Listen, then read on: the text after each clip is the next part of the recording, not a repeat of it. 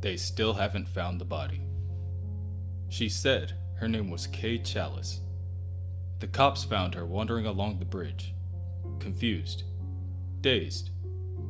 She attacked them when they tried to pick her up, broke a policeman's arm even. So, they brought her to the doctor. Nobody was ever able to find out where she came from, but she was a painter, and she did once for Marcia, but she left it at the hospital. Kay was about 29. Not from anywhere. There is another world. There is a better world. Jane finds herself on a world of sentient chairs. A green chair with binoculars, Grandma Buggy, stands with her as they gaze upon the horizon. Something is eating it up, Jane worries, just before another chair rolls by, telling both her and Budgie that they are all doomed. Hellfire and damnation is coming, and it will reap them all with a dreaded whirlwind. Oh, and the Emperor would like to speak with Jane, personally. Grandma Budgie tells Jane not to mind the other chair. He has been prophesying doom since before anyone could remember. The chimney smoke darkened in the air in the distance, and Jane wonders if maybe this time he's right. The ring-a-ringing of the anvils of the keysmiths as they forge new and terrible keys. Ring-a-ring, ring-a-ring, ring. The doctor tells the other doctor, Bill, that Kay has been asleep for some time now. It is honestly hard for her to believe the accusations that Bill is making. Well, tell that to Hatley, Bill demands. He has 8 stitches. Bill wants to keep Kay on heavy sedatives, and he really doesn't want an argument about it. The doctor agrees, but she has said it once, and she will say it again. Kay's issue is a classic sex abuse case. The drugs aren't helping her. All she really needs is some therapy. Dr. Bill snaps at the doctor, Marcia. Kay has become worse in the last 6 months under her care. She has retreated further and further into some psychotic delusionary system with all this shit about talking chairs and key monsters. If it were up to Bill, he would jump straight to electrotherapy. That's always his answer, Marcia shouts. He doesn't even want to cure Kay. He just wants to make a name for himself. Bill turns on his heels and leaves with one final word. He doesn't know what Marcia thinks. All he knows is that Kay Chalis is desperately ill and she's showing no sign of improvement with Marcia's therapy. Hopefully, her interest in Kay is purely professional. Jane has no choice but to comply and travels to see the one who summoned her. Chalky dust lamp light of the empire of chairs floods subterranean death row basements. Footsteps patter on the cheeseboard paving stones of the murder mile. The blue light ozone spark stink of it. Numb hammer beat of raw voltage pulsing in the air. The death chair. The God Emperor. It never speaks, but you feel it in your head. A million electrocuted convict voices whispering like the buzz of charred wires. However, there is no danger within the depths of the basement. Just her friends, Cliff and Rebus, cladded with unconventional armor. The Doom Patrol just keeps turning up, don't they, Kay? Marcia asks. But what if they're nothing more than disassociated parts of your own personality? Kay tells Marcia that she is Crazy Jane, and she shouldn't be there. All she remembers is that she was sent there by the Candlemaker. Marcia pauses. She thought they were already past that thing with the Candlemaker, and they realized that it was nothing more than her father. The whole fantasy was just her way of dealing with her terrible abuses. Marcia warns Kay that Dr. Jasper wants Kay to undergo electrotherapy, so they need to start showing more progress. Shit, Kay says. Shit. The keysmiths are going to destroy the Empire of Chairs and they're just sitting there. Why won't the doctor just let her go back so she can help? Cliff tells Jane that it took a while for them to find her. The candlemaker really did a number on her. Yeah, Jane agrees. She could have died. Big whoop, Rebus says. The candlemaker killed him and they came back okay. No sweat. But for now, they have the keysmiths to deal with. Jane explains that there is an empire of chairs, which is where they currently reside. And then there is a city of keysmiths, which gets bigger all the time. The keysmiths want to unlock, well, everything. They think every question has an answer, and they won't rest until there are no questions left. No mysteries at all. After walking around the Empire for a while, Jane admits to her friends, honestly, she doesn't understand what's going on. She is glad that her friends came, but she keeps thinking about an old story about a king who dreams he's a butterfly.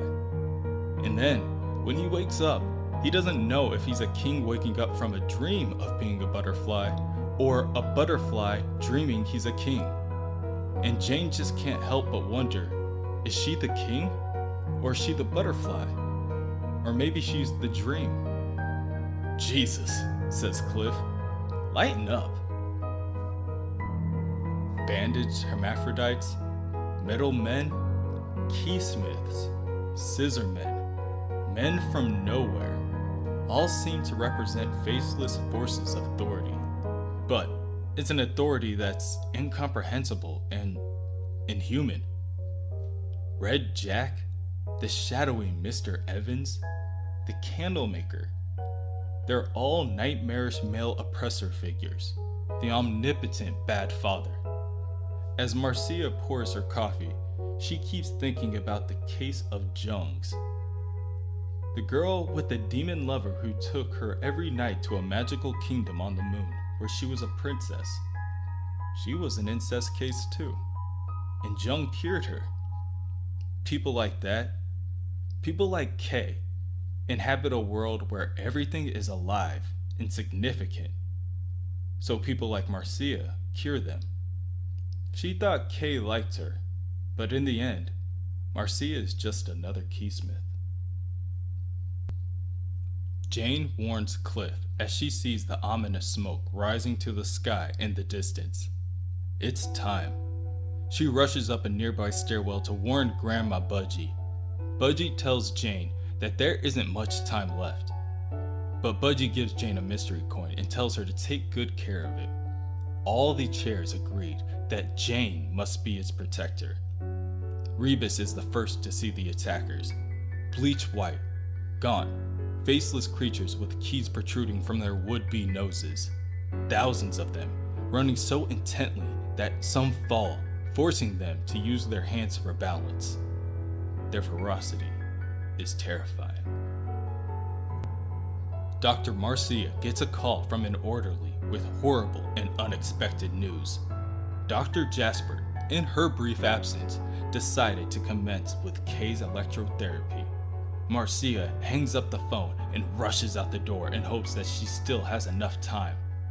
Inside the hospital, Dr. Jasper injects Kay with a muscle relaxant in order to prepare for the next trial. Jane, distressed, awakens and tells Jasper that he should not have woken her. She needs to go back. She has to save them. What are they going to do now?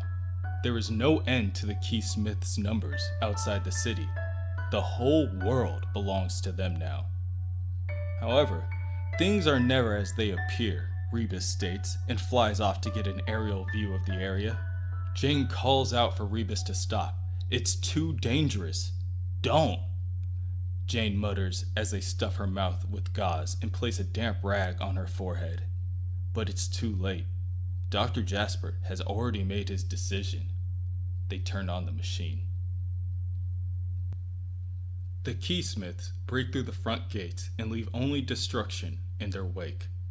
Rebus soars above the invaders but doesn't go unnoticed. Heads turn and incline to the sky. Keys swivel in the glass faces and erupt in Rebus's direction, knocking them out of the sky. Rebus crashes to the ground and is immediately attacked by the keysmiths, each one stabbing Rebus with their key until nothing remains. Just a vague spill of scented bandages. Walls come tumbling down. Cliff tells Jane that is it. They're all that's left. And Dr. Jasper turns on the machine one more time. If this is it, then this is it, Cliff tells Jane. He's going to take down as many bastards as he can before they drag him down, and he recommends that she does the same. However, before he can finish his statement, he's already overrun by attackers. One manages to use its key to pierce the armor in Cliff's forehead and sends him collapsing to the ground. Jane can do little more than call his name as the keysmiths each take their turn, brutalizing the body. Crazy Jane was unlocked into her 64 component cells, all squirming and mewling helplessly in the dirt. The sound of keys still sniffing at the charred air. Don't kill me, Jane pleads. She has to save the coin. They trusted her. She freezes, unable to do little more than shake where she stands. The jangle of the key heads and the snap scratch of brittle twig fingers scraping on black woolen tights. And then they destroy everything. What the hell have you done, Bill? Marcia bellows. What have you done? Me? Bill counters. I made her well. What the hell have you been doing the past few months besides trying to get into her pants, Marcia? A nurse carts Kay by, and Kay weakly holds out her hand and hands something to Marcia. Jesus! Even now she can't leave her alone. Bill tells Marcia that he's going to report her conduct to the board. She hasn't heard the last of this. And, yeah, Marcia didn't see much of Kay after that. To tell the truth, she couldn't face her. Something had gone out in Kay's eyes. She left the hospital with some stuff in a battered case, and she got a job in the city.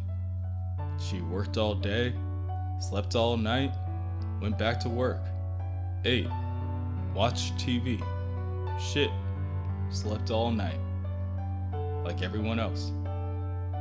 She didn't ever pain again. And maybe it isn't so bad. People certainly have it worse.